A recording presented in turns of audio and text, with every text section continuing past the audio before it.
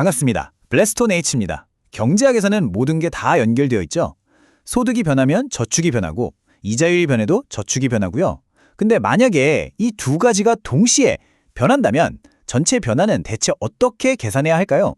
오늘 바로 그 해답이 되어줄 아주 강력한 도구 전미분에 대해 알아보겠습니다. 네, 바로 이 질문. 이게 오늘 우리가 풀어야 할 핵심 과제입니다. 경제라는 게 원래 이렇게 여러 변수들이 막 동시에 움직이는 복잡한 시스템이잖아요.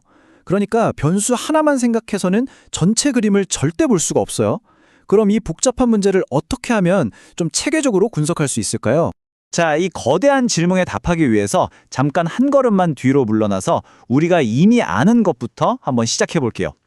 여러 변수를 다루기 전에 변수가 딱 하나일 때의 변화는 우리가 어떻게 측정했는지 한번 떠올려 보시죠.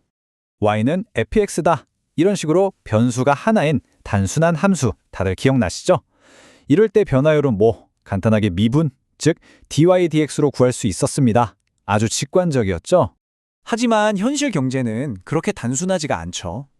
예를 들어서 저축, S는 제 소득, Y에만 영향을 받는 게 아니라 은행 이자율 I에도 영향을 받잖아요. 이렇게 여러 변수가 하나의 결과에 영향을 줄 때 우리는 과연 그 변화를 어떻게 측정할 수 있을까요? 바로 여기서부터 진짜 재밌는 이야기가 시작됩니다. 그럼 이런 생각 한번 해볼 수 있지 않을까요? 소득이 저축에 미치는 순수한 영향, 그리고 이자율만이 저축에 미치는 순수한 영향을 각각 따로 분리해서 보는 거죠. 마치 실험실에서 다른 모든 조건은 딱 통제하는 것처럼 말이에요. 그러니까 다른 변수들은 잠깐 멈춤 상태로 두고 한 번에 딱 하나씩만 움직여서 그 영향력을 보자는 말씀이시군요. 바로 그겁니다. 그리고 다행히도 수학에는 이런 상황을 위한 완벽한 도구가 있죠. 그게 바로 편미분입니다. 복잡하게 얽혀있는 여러 영향들 속에서 우리가 원하는 딱 하나의 효과만 정확하게 쏙 뽑아내는 그런 핵심 열쇠라고 할 수 있어요. 아하, 그래서 저 동글동글한 더디 기호를 쓰는 거군요. 지금은 여러 개 중에 하나만 보고 있고 나머지는 그냥 숫자 취급하고 있어요. 라는 신호 같은 거네요. 네, 완벽하게 이해하셨어요. 바로 그겁니다. 이 표가 그 차이를 아주 명확하게 보여주죠.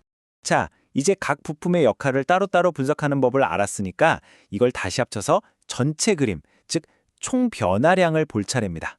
그럼 전미분이라는 건 그냥 방금 배운 편미분으로 찾아낸 각각의 영향들을 그냥 다 더해주기만 하면 되는 건가요? 네, 맞아요. 개념은 아주 간단합니다.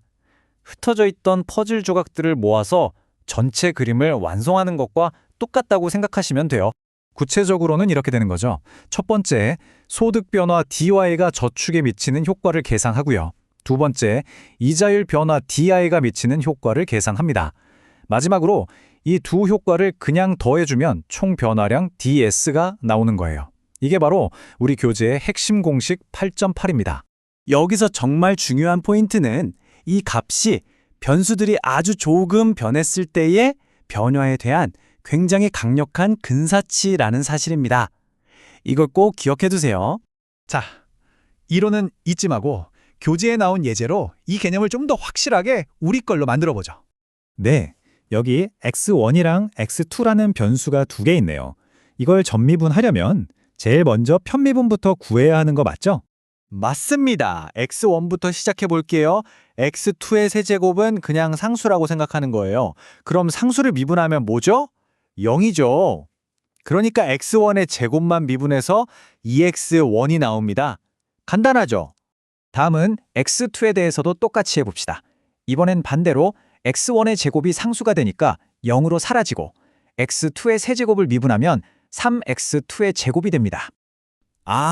이제 이 조각들을 공식에 맞춰서 끼워 넣기만 하면 되겠네요.